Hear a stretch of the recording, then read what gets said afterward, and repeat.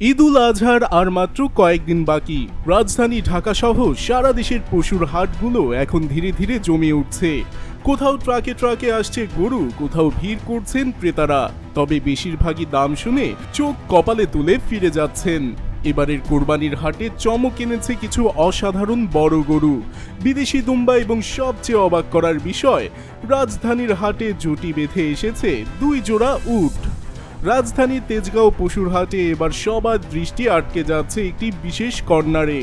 VIP ক্রেতাদের জন্য আলাদাভাবে সাজানো এই অংশে রাখা হয়েছে বিশাল আকারের গরু, বিদেশি জাতের দুম্বা এবং 2 জোড়া উট। এই উটগুলো দেখতে হাটে ভিড় করছেন সাধারণ মানুষও। কেনার উদ্দেশ্যে নয়, শুধু চোখের আনন্দে। এই বিশেষ কর্নারে প্রবেশ ও দেখভালের জন্য অতিরিক্ত কর্মী নিয়োজিত রয়েছেন। রাজধানীর হাটে উটের পরিস্থিতি এবারই প্রথম নয়। তবে এত বড় আকারে আসা অনেকের কাছেই নতুন অভিজ্ঞতা।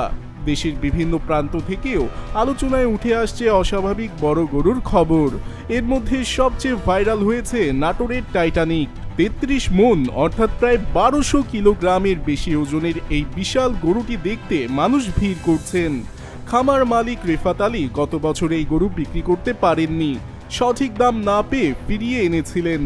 এবার তিনি দাম হাঁকছেন 15 লক্ষ টাকা। সামাজিক মাধ্যমে গরুটির ছবি ও ভিডিও ছড়িয়ে পড়েছে দ্রুত গতিতে। অনেকেই মন্তব্য করছেন, এটা গরু নাকি হাতি। হাসনাবাদ হাটে কুষ্টিয়ার দীপ্তিপাড়া বৈশারাঙ্গা গ্রাম থেকে 7 খামারি মিলে 67টি গরু নিয়ে এসেছেন। তাদের মধ্যে একজন বিক্রেতা জানান, দেশি ও সুন্দর রঙের গরুর চাহিদা এবার সবচেয়ে বেশি। মানুষ ইনজেকশন বা রাসায়নিক মুক্ত প্রাকৃতিকভাবে পালন করা গরু কিনতে চাইছেন। তবে এই ধরনের গরুর দামও তুলনামূলক বেশি। গাবতলী হাটের চিত্রটা একটু ভিন্ন। হাট মুখর হলেও বেচা কেনা এখনো জমেনি। ক্রেতারা আসছেন, গরু দেখছেন, সেলফি তুলছেন, দরদাম করছেন, কিন্তু কিনছেন না। মিরপুরের এক বাসিন্দা বলেন, সকাল থেকে 2 ঘন্টা ধরে মাঝারি একটি গরু খুঁজছেন, বাজেট 1,60,000 টাকা, কিন্তু বিক্রেতারা চাইছেন 2.5 লক্ষ টাকা। এই অবস্থায় একা কোরবানি দেওয়া কঠিন হয়ে পড়বে বলে মনে করছেন তিনি। এই অভিযোগ শুধু তার নয়, হাটে হাটে একই কথা শোনা যাচ্ছে। বড় গরুর দাম এবার 10 থেকে 18 লক্ষ টাকা পর্যন্ত উঠছে।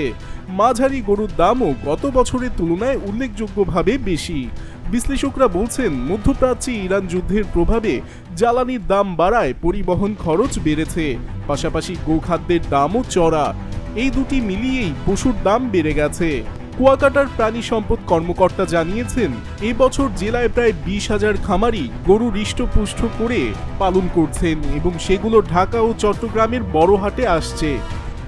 সরকার এবছর ঢাকায় গরুর প্রতি বর্গফুট লবণযুক্ত চামড়ার দাম গত বছরের চেয়ে 2 টাকা বাড়িয়ে 62 থেকে 67 টাকা নির্ধারণ করেছে। বিক্রেতারা আশাবাদী, ঈদের 2-3 দিন আগে হাট পুরোদমে জমে উঠবে, তখন দামও কিছুটা নামতে পারে। ক্রেতারাও সেই অপেক্ষায় আছেন। তবে একটু বড় গরু কিনতে চাইলে এবার পকেট থেকে আগের চেয়ে বেশি টাকা বের করতে হবে।